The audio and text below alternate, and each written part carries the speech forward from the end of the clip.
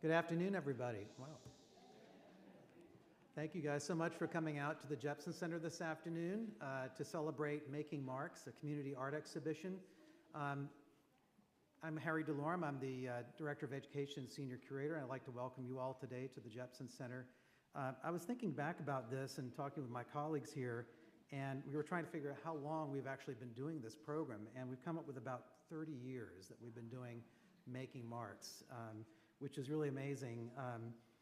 This program has always stressed the therapeutic power of art making for individuals of all abilities, all ages, all circumstances, and that you don't need art training to get the benefit of being creative and expressing yourself. Whether it's through visual art, music, writing, dance, or any other form, we can all get something out of expressing ourselves creatively, and that expression helps us to both communicate and helps us deal with whatever life has to throw at us. Our very first program, some 30 years ago, before this building was built, was an exhibition of work from the City of Savannah's Therapeutics program. And the city has been a fantastic partner all of those many years. And this was a small exhibition that was across the street at our Telfair Academy, which is where we did all of our programs at that time. We began by adding work from other local therapeutic programs. There was one for individuals recuperating from brain injuries. Eventually, hospitals came on board through the help of our studio manager, Kip Bradley, who later became our studio manager and coordinated our outreach programs for many years, growing that program. Our outreach programming, our classes that we offer throughout the community throughout the year, continue to grow under Rachel Stayer, Telfair's current community outreach manager, and to the point where now we reach thousands of individuals throughout the Savannah community each year, individuals of all ages, and we work with something like 48 community partner organizations and outreach locations. So that all says something about the work of these staff members, and I'd just like to recognize Kip Bradley and Rachel Stayer for a minute. If y'all could stand or wave.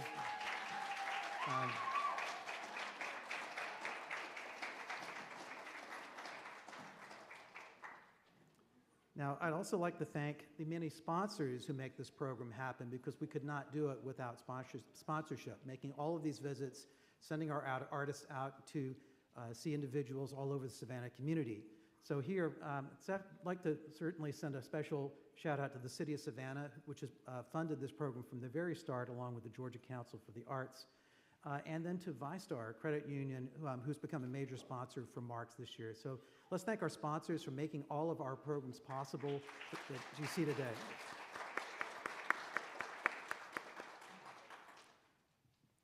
And then I'd like to thank the many partners throughout our community, organizations and individuals throughout our community who make this program happen.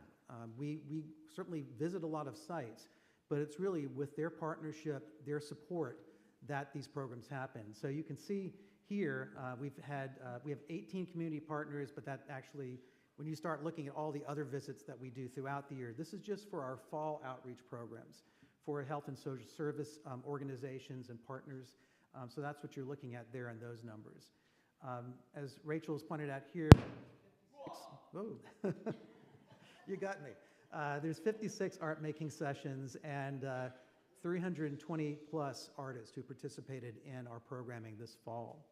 And our community partners, you can read their names here. I'm gonna briefly read them all because they're all very important to us. St. Joseph's Candler Hospital, Inpatient Rehabilitation, Georgia Infirmary, and the Movement Disorders Program.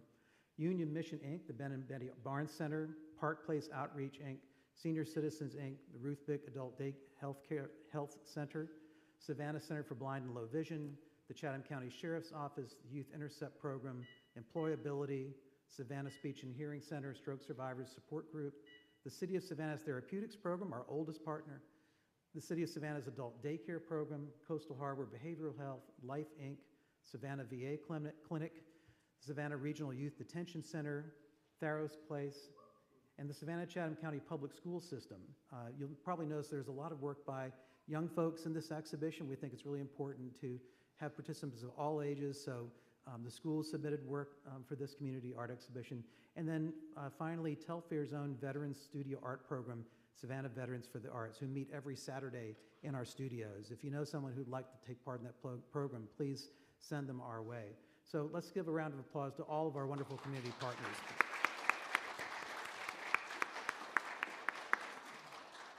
And bear with us a little bit. I heard there might be a couple of incorrect labels out there. This is a big project to organize. So please, if you notice like your name is misspelled or there's something wrong with the label, let us know after the program. We'll get that fixed right away. So with that, we're going to move into, oh, well, here's all our community partners. I've already read them. We're going to move on ahead to what this exhibition out here, that the artwork that inspired the work that you see on the walls of the Jepson Center right now. We recently held an exhibition called Emancipation, the Unfinished Project of Liberation, which included both historic works about emancipation, including abolitionist medals and things like that, to the work of 7 contemporary artists who made work on the theme of emancipation. One of those artists is the artist Maya Freelon, who created these installations. You see her up there in the upper right. She created these installations, which were shown recently at the Telfair Academy. And this exhibition and this particular artist's work served as the inspiration for the outreach sessions that we did throughout the Savannah community this fall with the help of Rachel, Autumn Gary, and other outreach instructors. I know we had Patrice Jackson and Olivia Johnson and probably others. Rachel will remind me, but with that, what I'm going to do is turn things over to our outreach manager, Rachel Stayer, who's going to introduce all of the wonderful community participants who are part of this exhibition.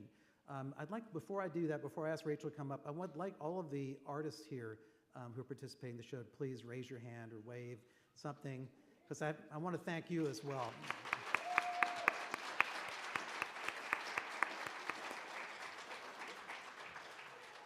Because you're the ones who are sharing your creativity with us and Savannah and the folks who walk in this building, so you make this possible. So with that, please welcome Rachel Stayer, our outreach manager.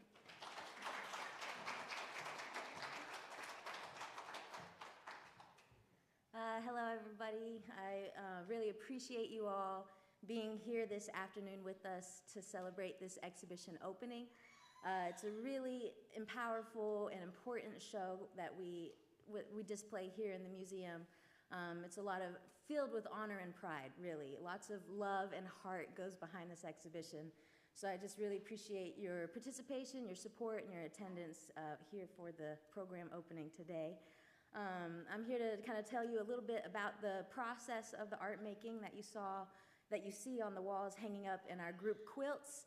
We did look at Maya Freelon's work, specifically kind of looking at the different textures and the colors of the watermarks with her tissue sculptures.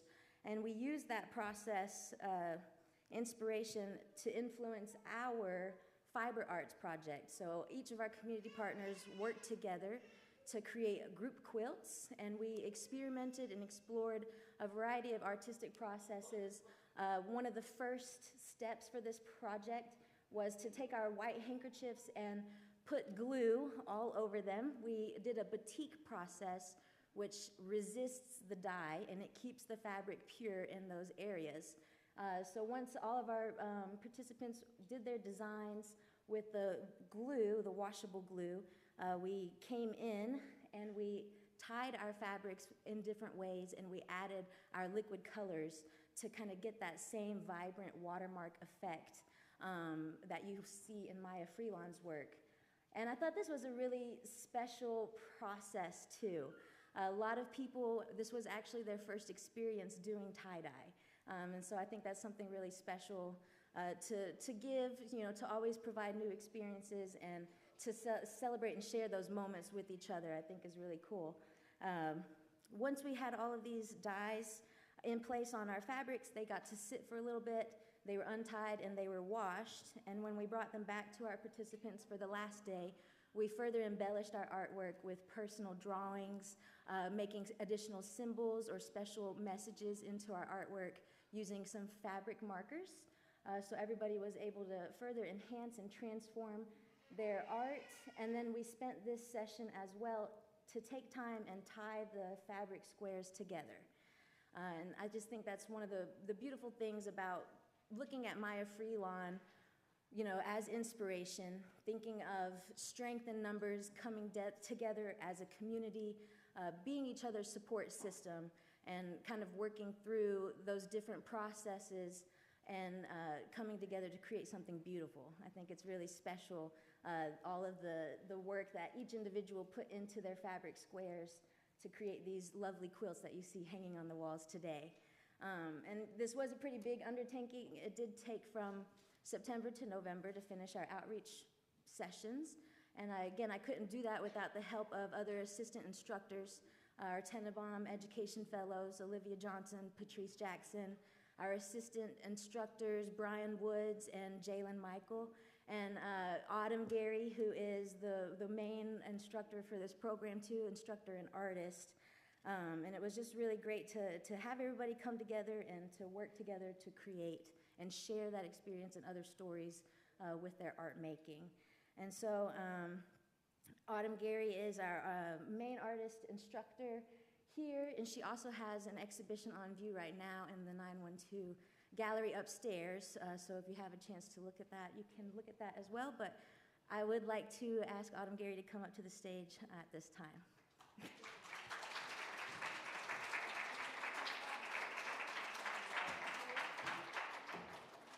Oh gosh. So mostly every year when I'm asked to speak, the main thing I always want to say to everyone is, I love y'all so much, for real.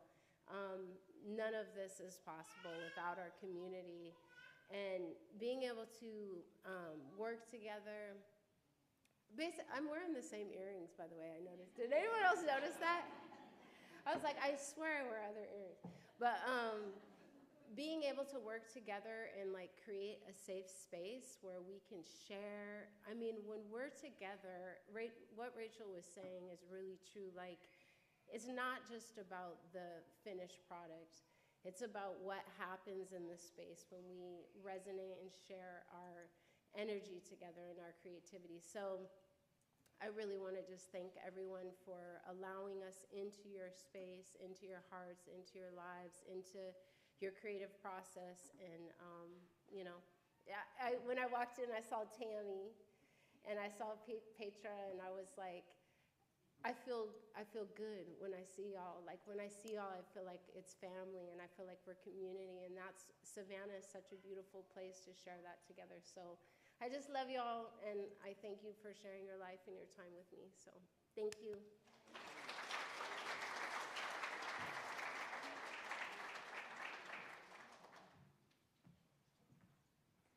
Thank you, Autumn.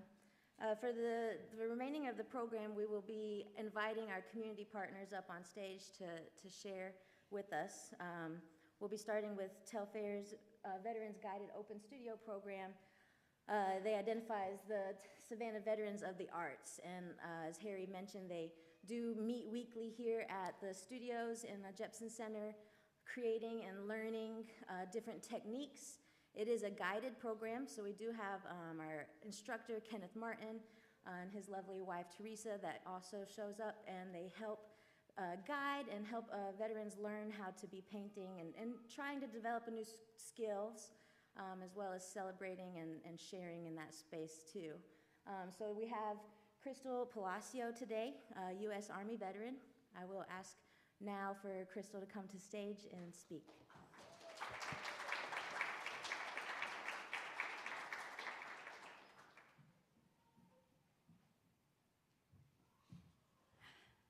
Thank you so much, everyone, for coming. Very nervous, and yeah, thank you just for bearing with me. So I was told to just tell you a little bit about myself and this program, what it means, as well as my painting. So I am a 16-year Army Special Operations veteran.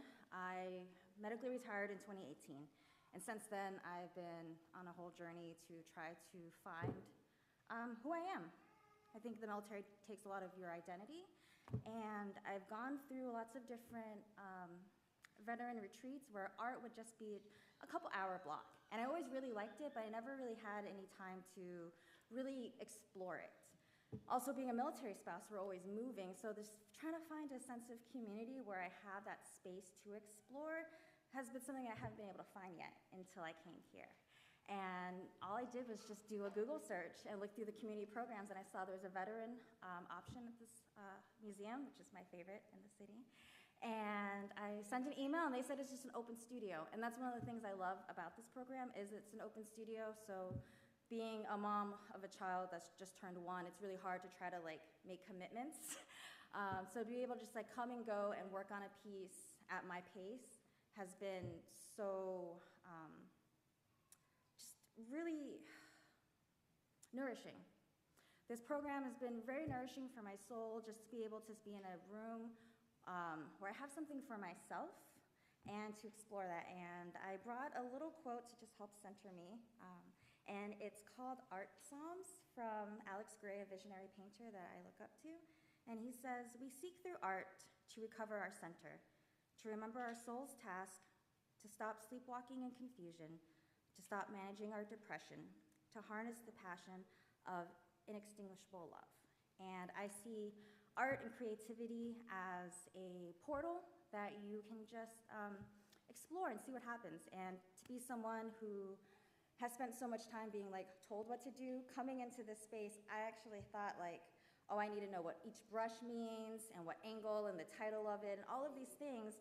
And Kenneth was really great at creating a space where I could just explore. And to be someone who never really has that like opportunity to just see what personality comes from creativity. And so I just want to say thank you so much for offering this program. I think it's really great. I can't wait to find more veterans to come in and just enjoy the benefits.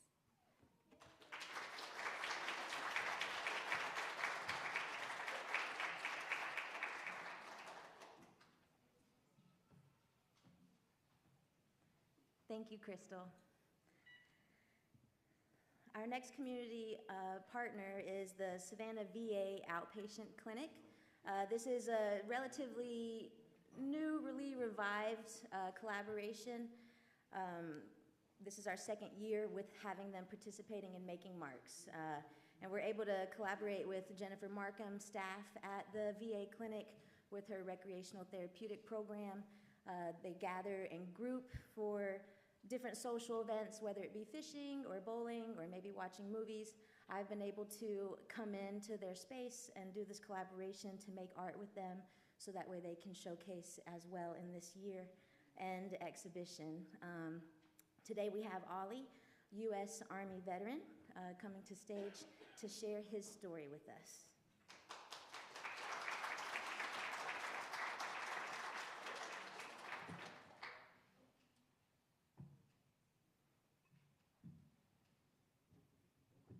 Thank you for everyone coming out this afternoon. I do appreciate it, even though I know the Falcons are playing now, so and Georgia won last night, so we good at this point. I was also informed that the Falcons just scored, so we're looking pretty good. Once again, thank you everyone for coming out, and I also am a Army veteran, and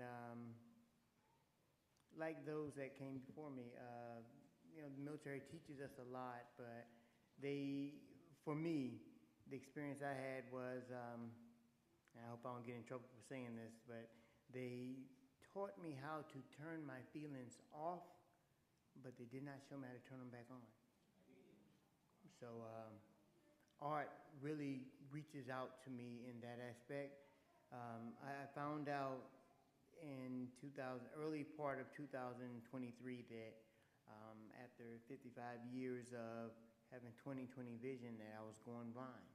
And it's very, very fast moving. This is December, and I am completely blind in my left eye, and my right eye is moving fairly fast.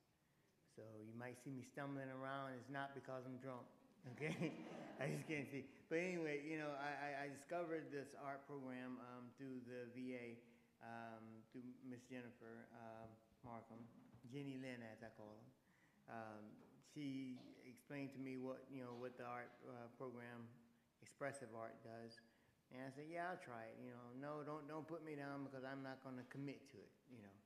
And I've been here now for a little over a year and a half, well, 2 years. This is my second exhibit. Last year, I just kind of sat back and observed, and then this year here, I wanted to participate. So I'm here for that. And like I said, it has allowed me to get into an area that I have not tapped into for years, which is my emotions and my feelings. And I just want to thank you guys for providing that information for me and allowing me to be here. And I want to invite other veterans or everyone that I come across to please find art somewhere in life. And go Falcons. Thank you.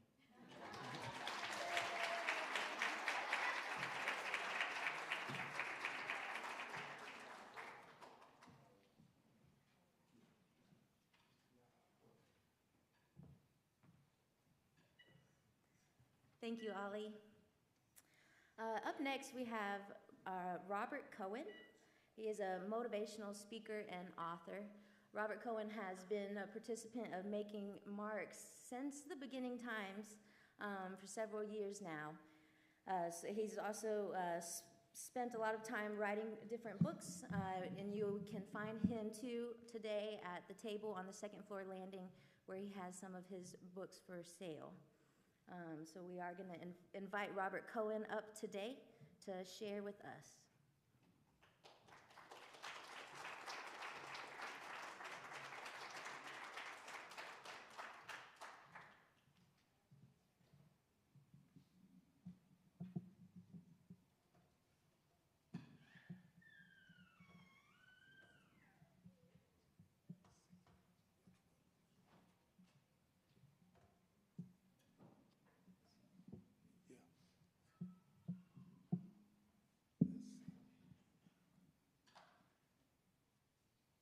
You ready, Joe?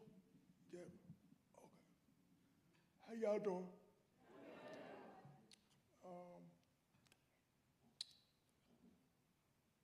Let's see.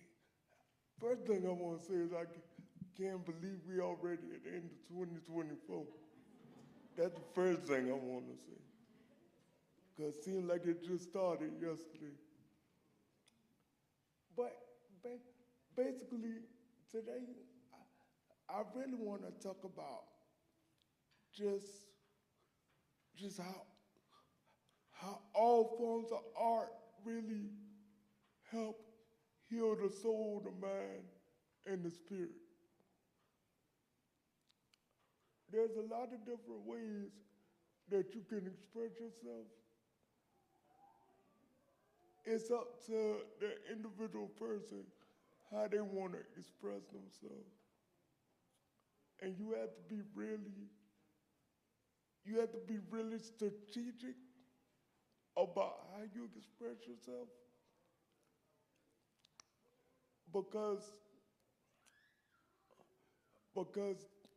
And something I like that Ollie said was they taught him how to turn his feelings off, but didn't tell him how to turn them back on. When you lose touch with your mental status and with your feelings like that, it's hard to get them turned back on.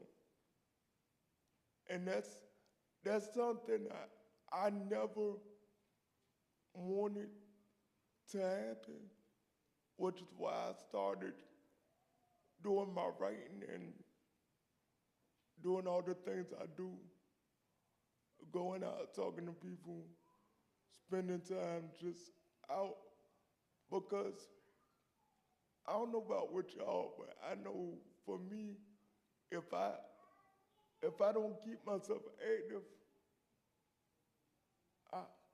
I feel like I'm not making a contribution to the world.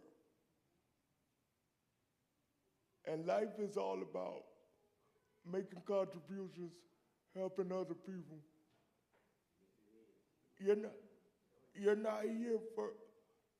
We are here for ourselves, but we're not just here for ourselves. We're here to help other people. So whatever way you can find to contribute and help another person, And sometimes it doesn't even have to be anything really significant. Sometimes you help people with your smile. Sometimes just speaking to somebody. I mean, it doesn't have to be a physical, it doesn't have to be a tangible contribution, but I mean, like, you never know how much a smile can change a person's day.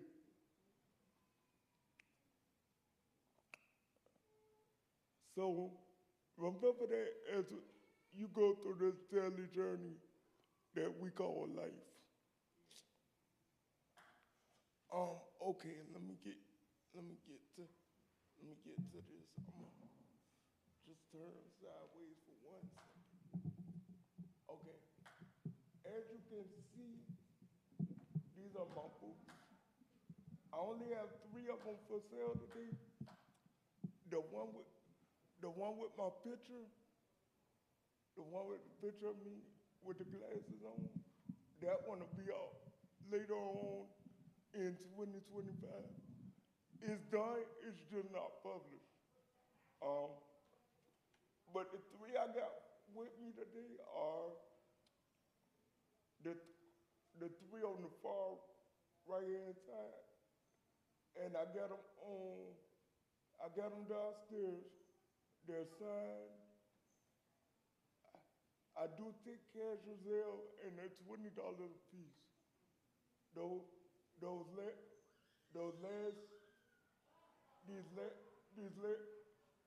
last 3 on this end right here, on the bottom row.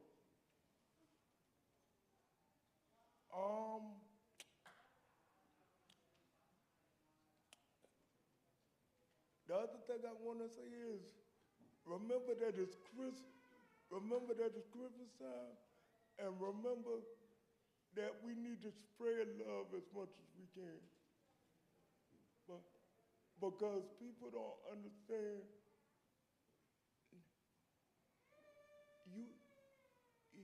you never know what somebody else is going through, and you never know how you can change their life and help them become a better person. So always do what you can do to inspire and motivate somebody else.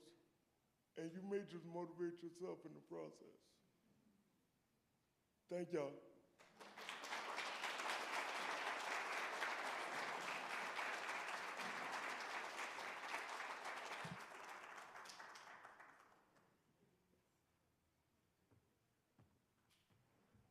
Thank you, Robert. We also have the exhibition journals, the pamphlet booklets that are out, and just to kind of put it on there, there is some other written entries from other participants, as well as some additional artwork from the public schools in those journals.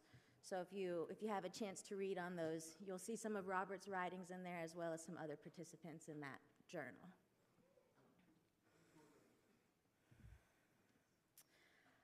Another big thing that helps making Marks a successful exhibition, aside from displaying the efforts of the outreach programs and projects, is our participation from the Savannah-Chatham County Public Schools. Every year in the fall, we do an open call to the public schools, inviting the art teachers to submit student works of impactful art experiences of these students. And we get digital submissions, which are then reviewed and processed, and then we select art to be on display in this exhibition. This year for 2024, we had 9 different schools participating in the show. We received 68 total artwork submissions, and out of all of those, 32 artworks were accepted to display in Making Marks this year. So at this time, we do have a couple of students from Savannah-Chatham E-Learning Academy. We will ask that they come up one at a time. So first, I'll ask Zachary Andrews to come to the stage.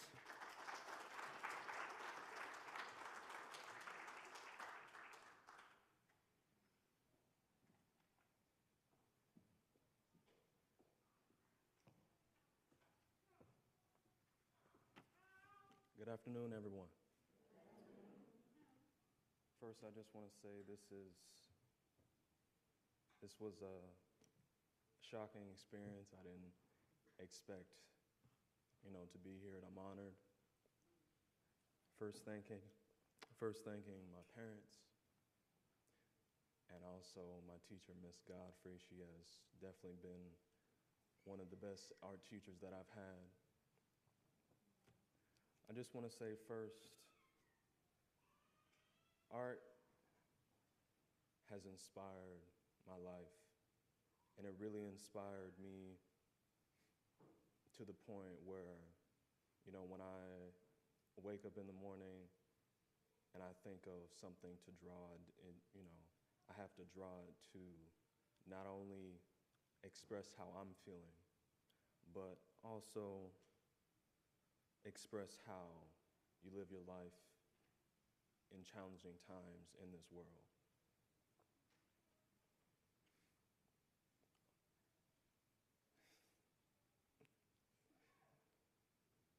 Art has not only made an impact on my life, but it's also made an impact on each of my classmates.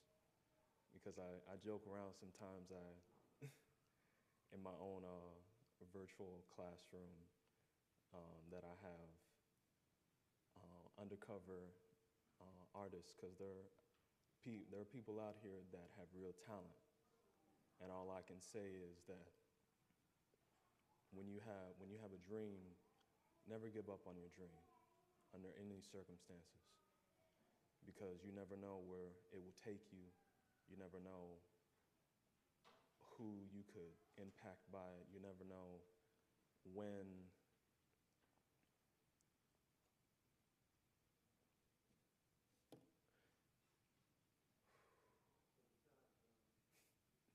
Thank you, Dad.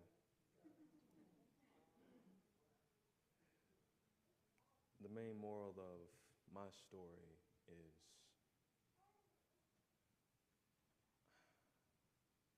art is not just colors or shapes, it's a way of life.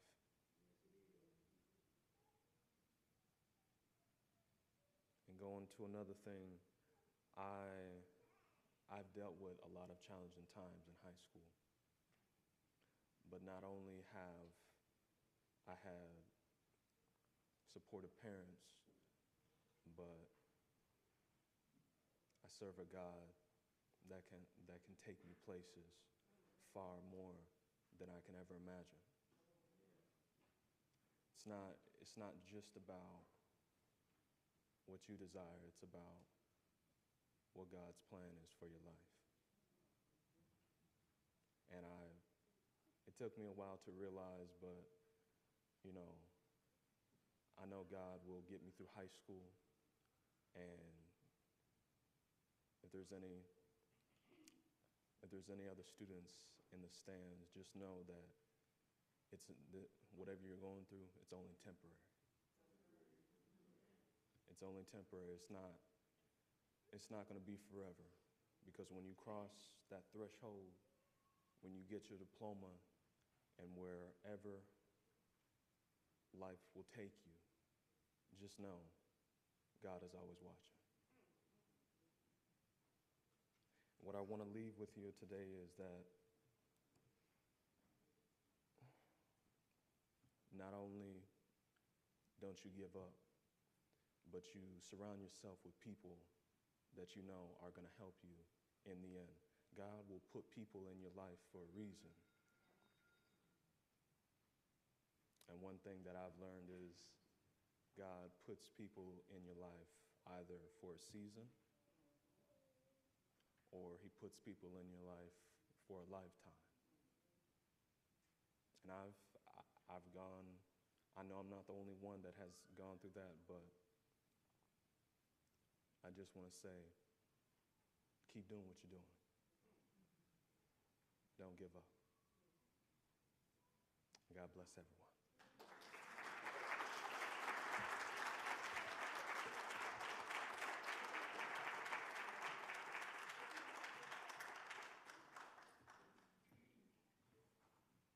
Thank you, Zachary.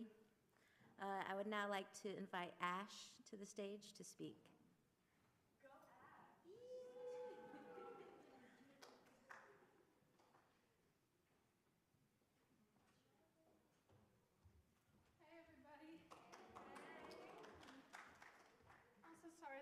first time publicly speaking, so I'm sorry if I like stutter 50 times in a 3-word sentence.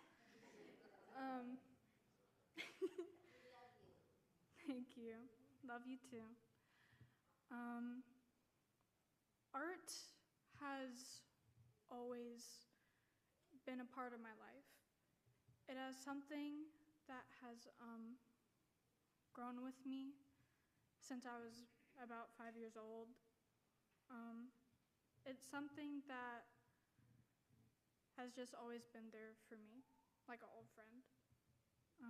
Started in kindergarten, as soon as I could pick up a pencil, I just started to draw. I got inspired by a lot of fantasy stuff, a lot of cartoons. Harry Potter is a big one. I'm a really big geek. But I've always struggled with a lot of stuff in my life. I've always felt left out, especially in school. I dealt with a lot of bullying. I always was called weird and odd, especially for my interests. And so I turned to art. And it has been absolutely wonderful. It's amazing.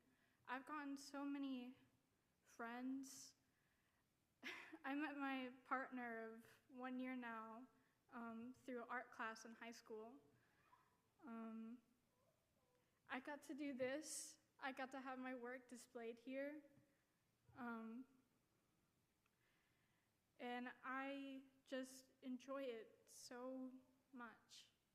I'm so glad that I got this opportunity to be able to work with my friends here at Theo's place.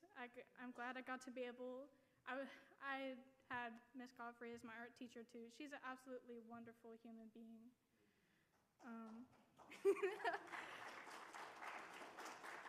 I want to thank her, and I want to thank the people who invited me here. I'm so glad I got to be able to participate in this, and I want to make sure I be able to do art in the future. I hope I never get tired of it. Thank you, everyone, for showing up. Thank you for letting my art be displayed. And just thank you for my friends being such a big inspiration to me. I care about you guys so much. You mean everything to me. Thank you so much.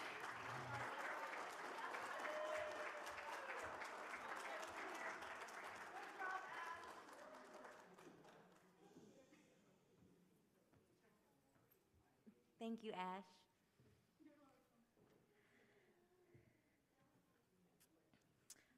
Our next community partner is St. Joseph Candler's Hospital. We do have kind of an umbrella of collaboration with St. Joseph Candler. We visit their inpatient rehabilitation gym at the Candler Hospital with Kevin Oots and his staff for therapeutic services. We also visit with the Georgia Infirmary with the adult day hab group, and we make art with them. And we have kind of a newer collaboration with the Movements Disorders program, working with Katie Harn and Barbara Moss, collaborating with them. This is our second year, again, having them included in the Making Marks exhibition. And the Movement Disorders program, they really want to promote a continuous positive quality of life for patients, families, and caregivers of those who experience movement disorders. This can include Parkinson's disease or Huntington's disease or Lewy body dementia and other movement disorders like that. For this year, when we did our art sessions, we also collaborated a little bit with the Smart Senior Office of St. Joseph Candler Hospital, and they serve our community members 55 and older, to promote healthy, engaging lifestyles with activities and seminars and health screenings as well. So from that collaboration, at this moment, I would like to invite Dr. Daniel Brantley to the stage to speak and share with us.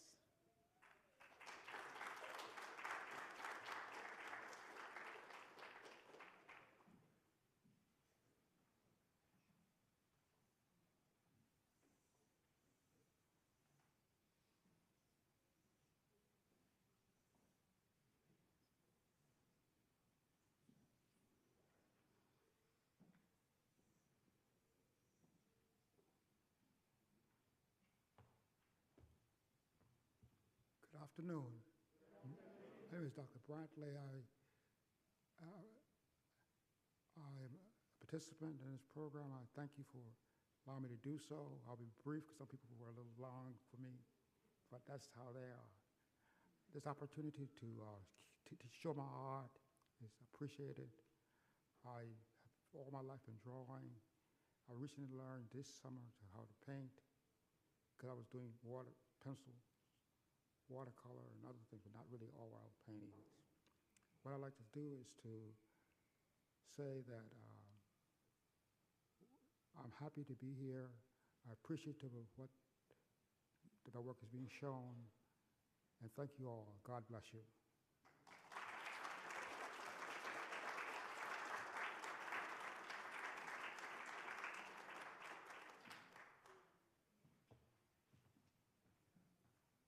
Thank you, Daniel. Our next community partner that we'll be sharing today is the Savannah Speech and Hearing Center. This is one of our longtime community partners for several years now.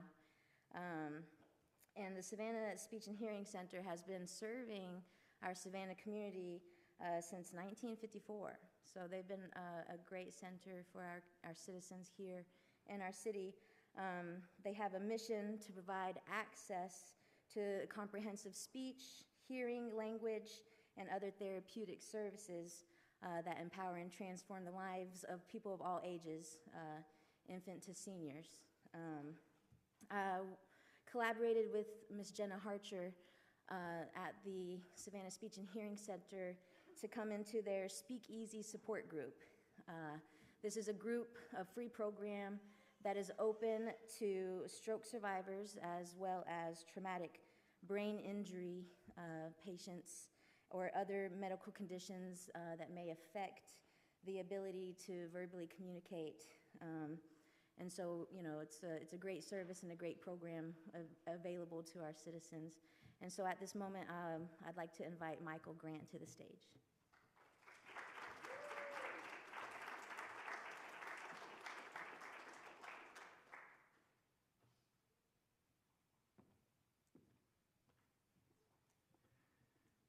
Good afternoon, everybody.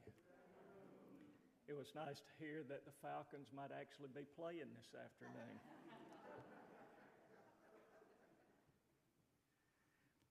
Traumatic brain injury is sudden, unexpected, and shocking. Traumatic brain injury sufferers experience the profound difficulty of a life deeply altered after that brain injury.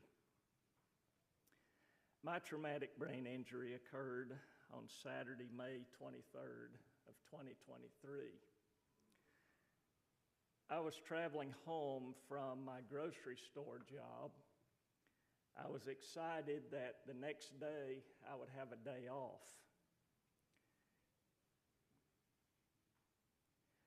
Little did I know that on my way home I was going to have something happen that was going to give me many days off, so that I would never be able to do a full-time 40-hour-a-week job again. I can't say that I missed the job I was doing. There was a sense of relief that I would not have to go back to that job. But about 1.5 miles from my house while I was driving, stroke symptoms began appearing. in my left hand, my left arm, and eventually, after I had arrived home safely, parked my van and got inside, my whole left side was affected.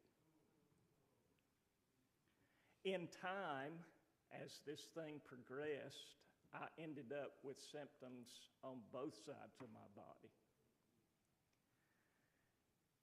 I don't want to talk so much about all of the different symptoms I had. I want to focus more so on the positives. On 4 milestones that occurred as turning points toward my recovery. All of these have as a common thread creativity and art. And all of these were significant turning points for me on this road to recovery. The first one occurred as I was checking in for my acute rehab time at Encompass Health here in Savannah. I walked into the room and I found this book sitting on the table in my room, and I thought someone had left the book. The nurse said to me, "No, that's for you. Any kind of thing that you can do that's creative will help you recover." Well, I was excited because I love search a word. And that got my gears to turning. Any kind of creativity can help me in recovery. The second milestone may sound a little strange, but as I was going through my rehab, I had to learn how to rewalk. I couldn't see properly. I couldn't write. For a time, I couldn't speak properly. You might still notice that I still have a little difficulty thinking, anticipating words. But the second milestone for me, beyond any creativity aiding my recovery, is the fact that I could become a participant with God in my recovery. Now, here's what I mean by that. God, if you believe the scriptures, is our creator. As the creator of mankind, interestingly, Genesis tells us that the media that he worked in was soil and his own breath. And from dirt and breathing into man the breath of life, we're told that Adam became a living soul.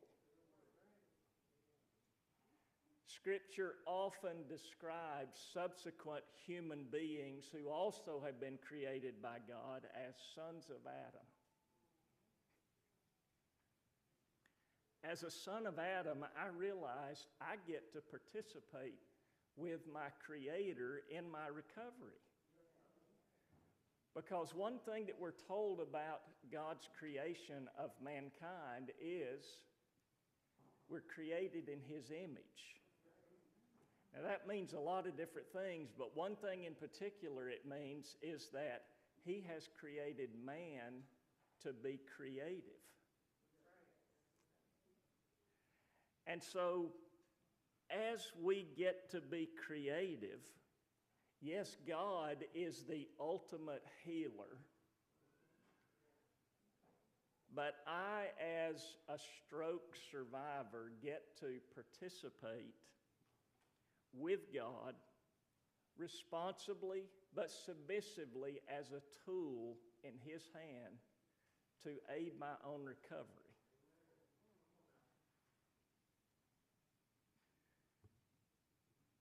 The third milestone that I experienced was hearing about this book called Stronger After Stroke. Peter Levine he's passed away, but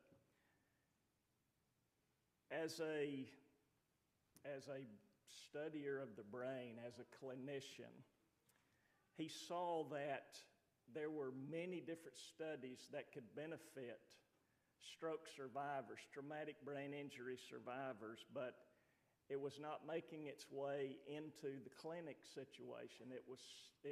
Or into the therapy environment. It was staying pretty much among academics in the clinic. Well, when I heard about this book, I went to Amazon and I read a sample of the book. I knew immediately I needed the book because in the intro, he has a section that he entitles Elements Essential to Recovery from Stroke. And he mentions 3, and he says the mixing of the following elements has been shown to drive brain rewiring necessary for recovery. I want to focus on 1. He mentions repetitive actions, he mentions new and challenging activities, but I want to focus on the 3rd one, the meaningful activities. He says this: the more important the task is to you, the more you will drive recovery. Use what you care about to drive recovery. Recover to do what you care about. Now that sounds like circular reasoning, but it's great circular reasoning. Use what you are interested in to drive your recovery. And as you recover, do what you're interested in. Well, for me, that was some real insight because before my stroke, I had spent months training to be a ghostwriter. I loved writing. I had lost my ability temporarily to write because of stroke, and I wondered, would I be able to even ghostwrite? So I started focusing on writing again. Amazingly and shockingly to me, the writing was easier to do. Now, I don't recommend having a stroke so that writing becomes easy. But writing and ghostwriting was something that drove my recovery. I also loved to bind books and repair books, but I didn't just limit myself to those activities. I did whatever I could to focus on art and creativity. The 4th milestone for me was that my hands impact my recovery and quality of life. And by the way, so do yours, whether you've had a traumatic brain injury or not. I found a quote that thoroughly convinced me of this. Mary Riley, who is called by some the godmother of occupational therapy, said this: man, through the use of his hands, as they are energized by mind and will, can influence the state of his own health. Art is the conscious use of our skill, our hands, imagination, and media to produce objects that are pleasing to the senses.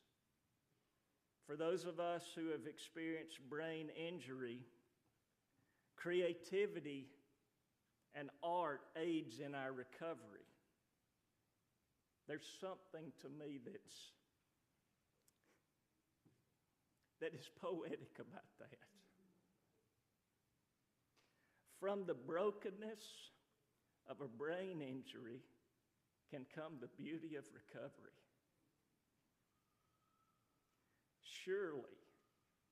Surely that concept must be art in one of its highest forms. The Telfair associates and their sponsors believe and practice this life-changing concept that art can heal. Because of this, these associates and their sponsors have generously given their time and talents to us who need the vital components of art making for our recovery, healing, and the betterment of our lives. And for that, I thank you all.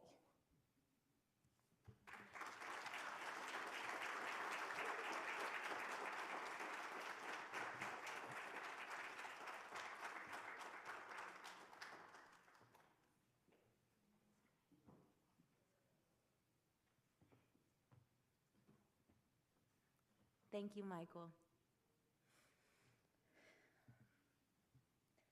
Our next community partner is the Savannah Center for Blind and Low Vision. This has been a long-term community partner as well, and the Savannah Center for Blind and Low Vision offers programs and services that promote independence and dignity for people who are vision impaired or blind. It's for their friends, their family, their community, and the patrons that they serve. And the Center for Blind and Low Vision serves 29 counties throughout southeast coastal Georgia. And we were able to collaborate with their peer support group who meet regularly, to share their experiences and provide support, as well as engage in opportunities for social and leisure time, right? So right now, at this moment, I would like to invite Rhonda Maxwell to the stage.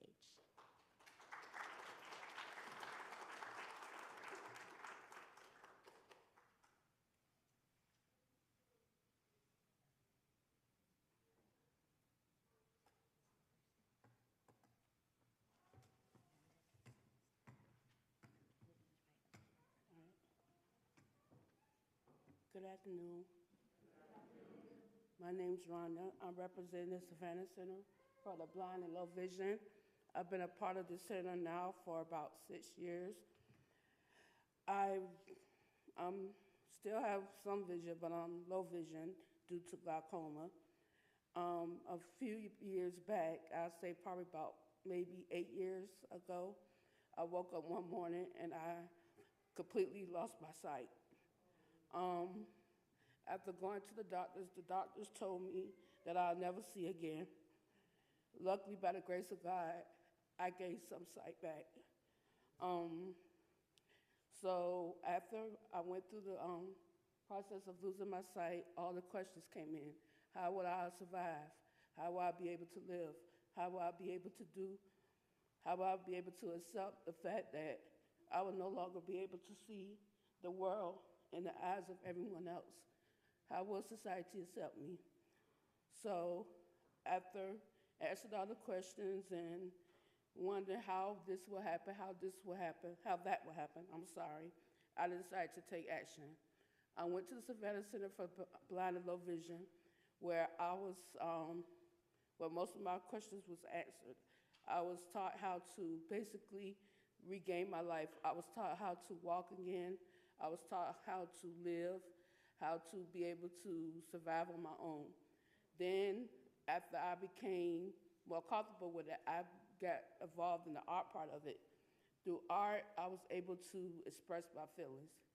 What I mean by express my feelings is I might not be able to go outside and see the sun, but through art, I'm able to do that.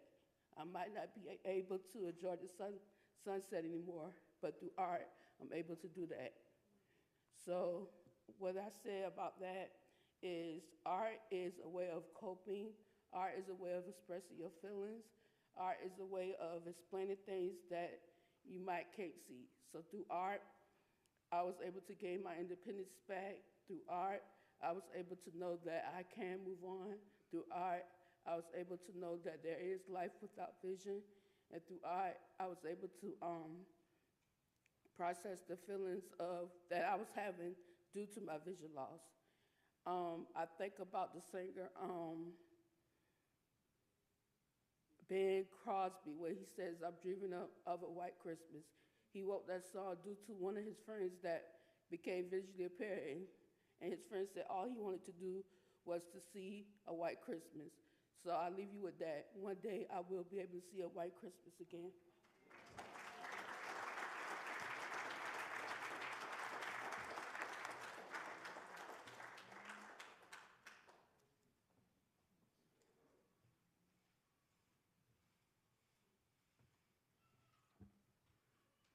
Thank you, Rhonda. Our next community partner is the Chatham County Sheriff's Office. This has been a wonderful collaboration we've been able to do since COVID, starting with virtual programming, moving into in-person programming at our local jail.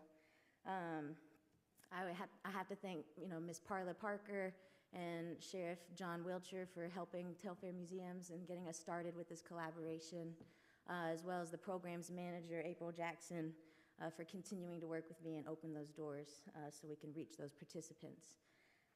We do have a few virtual speakers today, Travis Clayrose and Tom McCleskey. But first I want to invite Peter Panizzo to the stage as programs coordinator.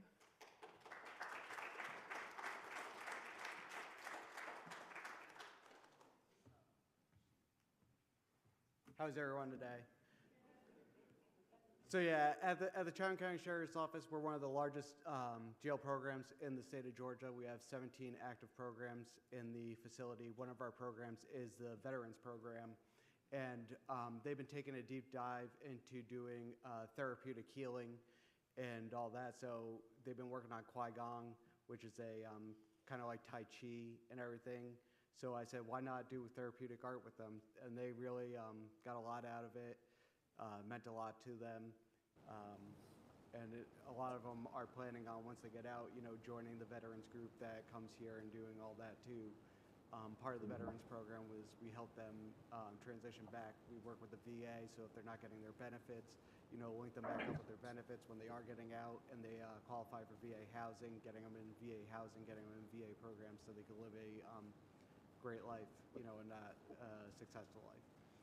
So without further ado, I will let Mr. Rose speak on about his participation and Mr. McCleskey.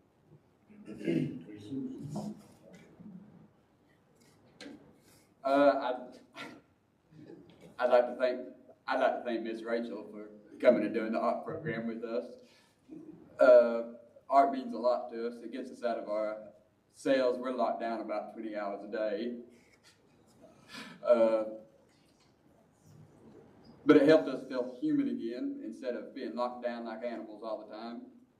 But we just thank Chatham County Corrections Office for letting us have programs like the art program. We thank Mr. Pete and Ms. Rachel for inviting us to do it. And we want to thank y'all for letting us speak today. Thank you.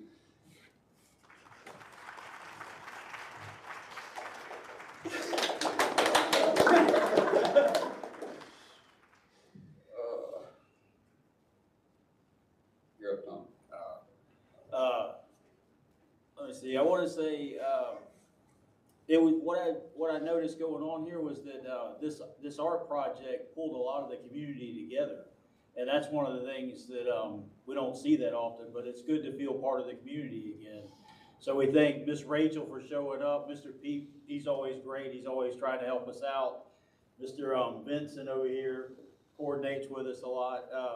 Thank you all for participating, and it was great to see all your work and that ours was beside yours in the halls there at the Telfair Museum. Thanks a lot to everybody.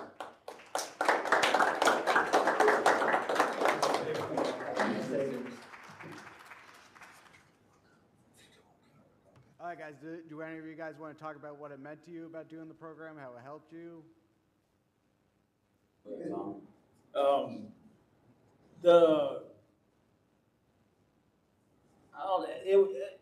It helps reconnect the right brain, I guess, is what I've been trying to do a lot with it. I think it was Ali that got up there earlier, how they teach us in the military. I'm a combat veteran from the 1st Gulf War, Desert Shield, Desert Storm.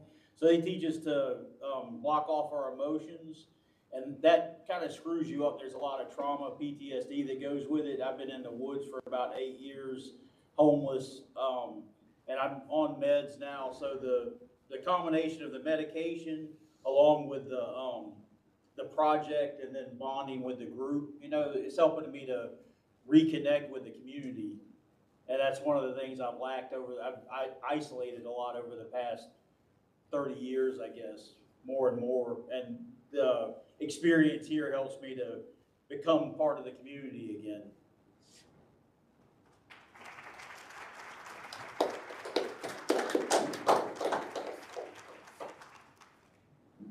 All right, thank you guys. And thank you, Yes, sir. everybody. We appreciate being a part of this program, and we appreciate the community support.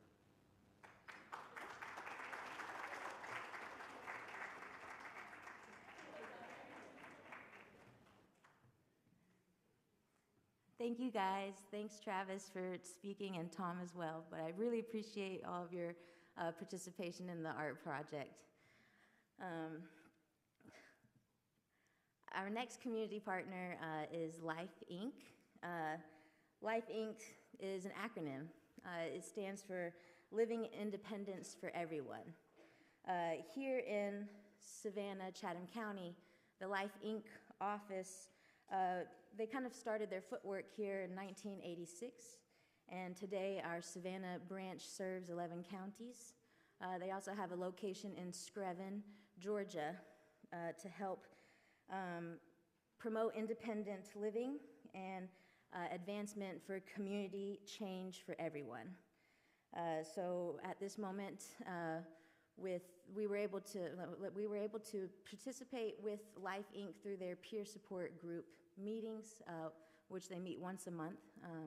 So we have our staff participant here today. I would like to ask Maggie Mead to the stage.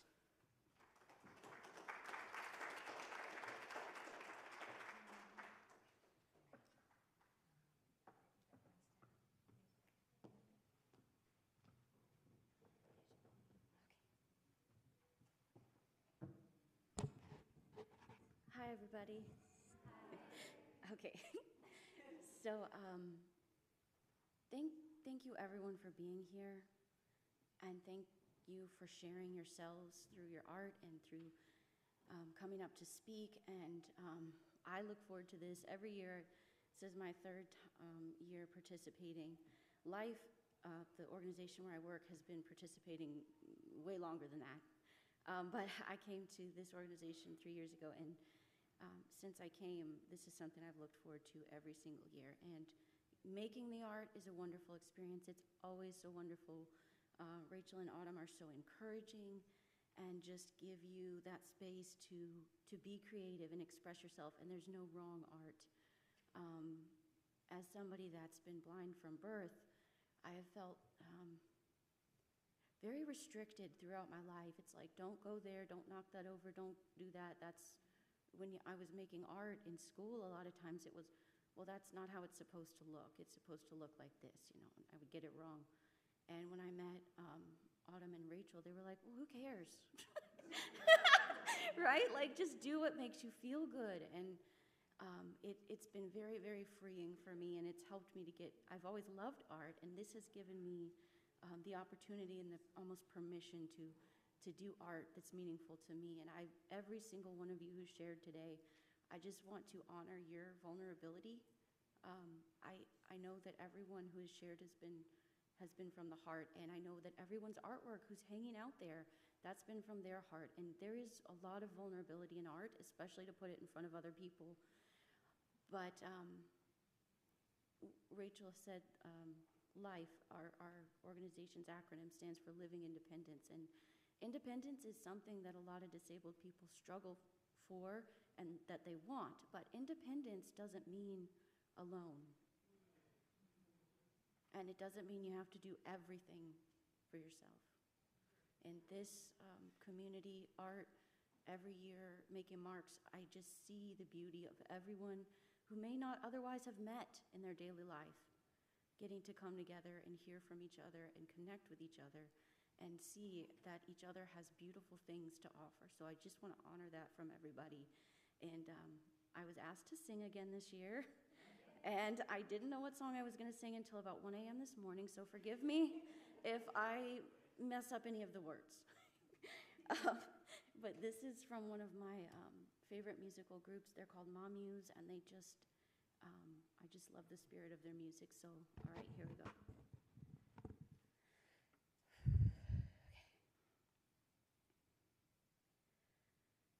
Love is contagious. Love is contagious. I know it 'cause I feel it. I feel it from you, feel it. You are courageous. You are courageous, asking when you need it. You know that we all need it. We can't do this alone. So when the wind blows, changing everything we knew before, my heart says go slow. Every beat reveals another step forward. And when you reach out, you're giving me a chance to love you more. And when I reach out, I'm giving you the chance to love me more. So when the wind blows, shaking our foundation to the core, we'll bend and not break. And when we break, we'll understand what friends are for. And when you reach out, you're giving me a chance to love you more.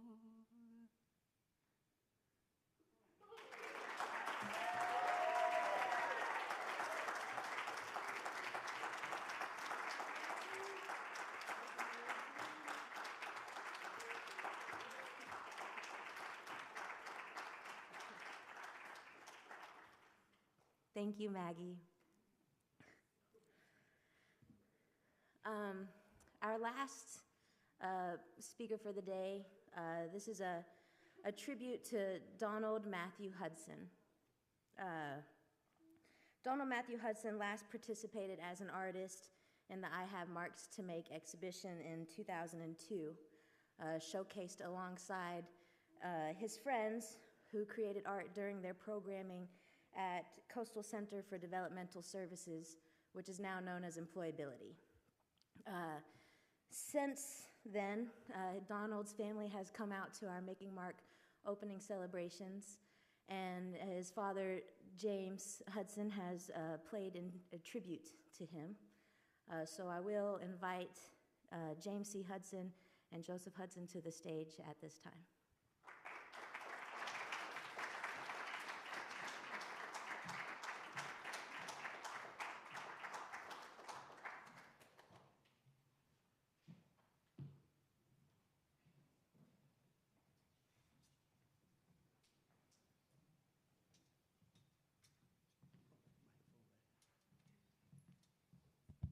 That's good.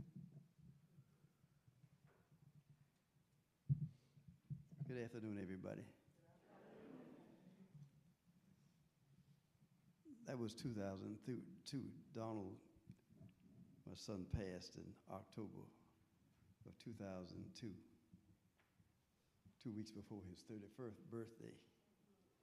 And he had produced a project, and we were invited to come, my wife and I were invited to come here to see his project. We just left church. And so my wife was asking me, she's sitting up in the back, and she'd asked me to play, I think it was Silent Night, she said, when she wanted me to play said, no, I was going to play What a Wonderful World. And that was over in the rotunda of the Telfair Academy during that time. Miss Steer, she was asking me for some pictures of Donald, because the first time, in fact, Mr. Delhomme was asking me the same thing for years, because it's been 22 years now. 1 year I missed because I was having a prostatectomy. And so for you gentlemen, please get yourself checked. It's serious. I'm here because I had mine done. There's nothing to play with. Get it removed. So that year, 2022, I was not here. And I think one time you had it on a Saturday, and that's not good for me.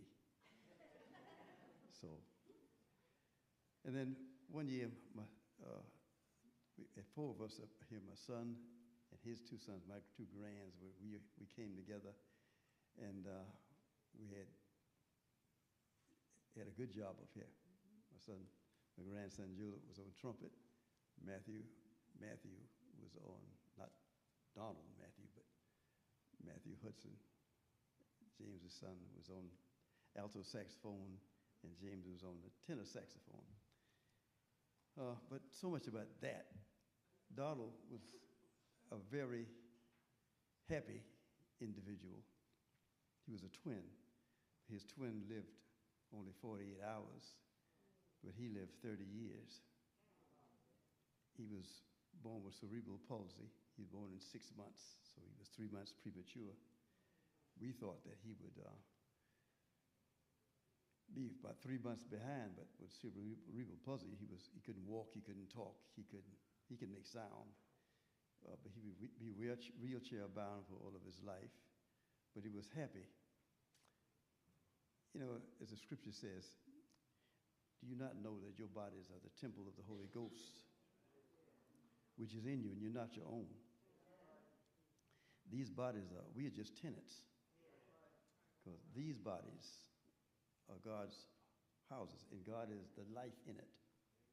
He's the life in everything. He is life. He says not only that, you are the temple of God, the Spirit, and you are spirit. That's what we are. That's how we are like the Lord. We are spirits, but we manifest our being in these bodies here. Donald was manifesting himself through the body the best he can. The body had cerebral palsy, but not Donald. He responded to us. He couldn't talk, but he made the sounds that we understood what he was saying. And not only us, but everybody who he came in contact with, he affected, and were affected by him. We took him everywhere. We didn't hide our child because he was born to us. So we took him to Texas. We took him to Detroit. We took him to the theaters. We took him to the stores. People used to look at Donald, and Donald look at him and say, ah.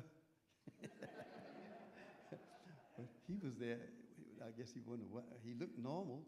We kept him clean and everything, but he was with us, and we got to see ourselves. We are blessed because we can use these bodies, but a situation may come where we can't use the body. We are still us, but we just can't use the bodies. So we got to look at it. We are blessed with that. And we are not in charge. Life has us. We don't have life. That life is God. And so we enjoyed it. God grew us with Donald. That's what he did. He grew us with everybody. We become to love him because he said, whatever you do to the least of them, what I do to you, I do to God. He made all of us personalities. That's what we are. Characters are what people think we are. But he made us personalities. We each one have a different personality, but God made us what we are. How many of you remember when you couldn't talk? I mean, before you learned to talk, or before you learned to walk? When you knew yourself, you were saying everything you wanted and knew what you were saying, and walking and running. See, God gave us the speech, and that's hard for us to learn another language right now. Difficult, I'll say it. But when you came to know yourself, you would run off at the mouth and run all over the place. So God is still good to us. And we still going to respect Donald.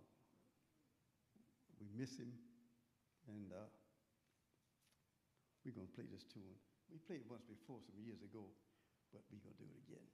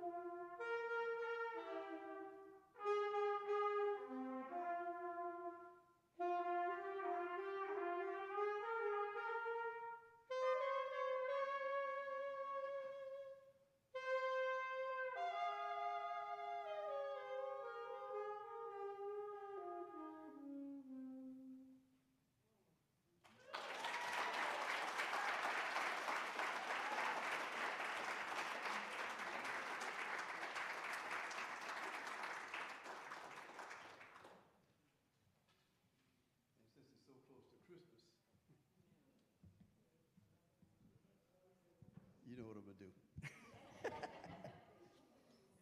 Because the Carpenters made another song too, that one, I'll Be Home for Christmas. I like that one too. But have yourself a Merry Christmas.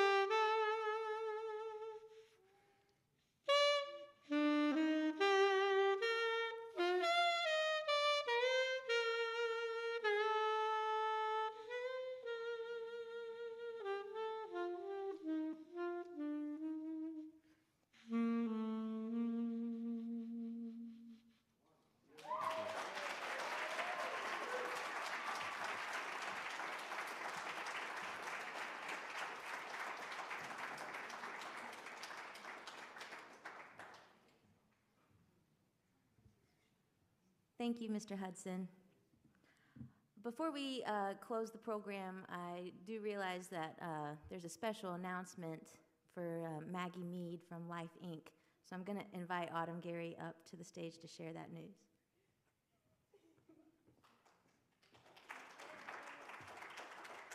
So thank you for everyone who shared today. Oh my gosh, I know my heart is so full.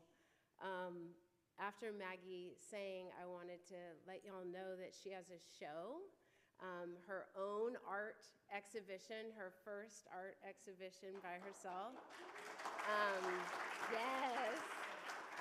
Solo show at Balulu Gallery, which is off of Bull Street in Nephew, and that will be December 12th and 13th. So please come and show your support. Everything you can touch in her show. And yes, please touch. So I just wanted to make that announcement for her. I hope you all can make it. Okay, thank you.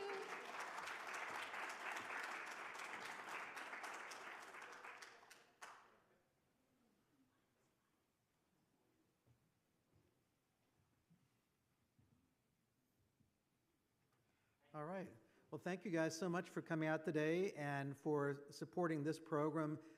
To me, this is one of the most important programs that we do every year at the museum. I know chills went up and down my spine several times today.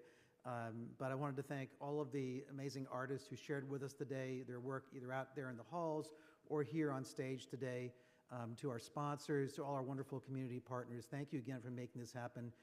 And just a reminder to everyone to please keep making art, please express yourself, please keep supporting other folks in what they are doing, and I hope you all have a wonderful holiday season and enjoy the exhibition out there. Thank you, guys.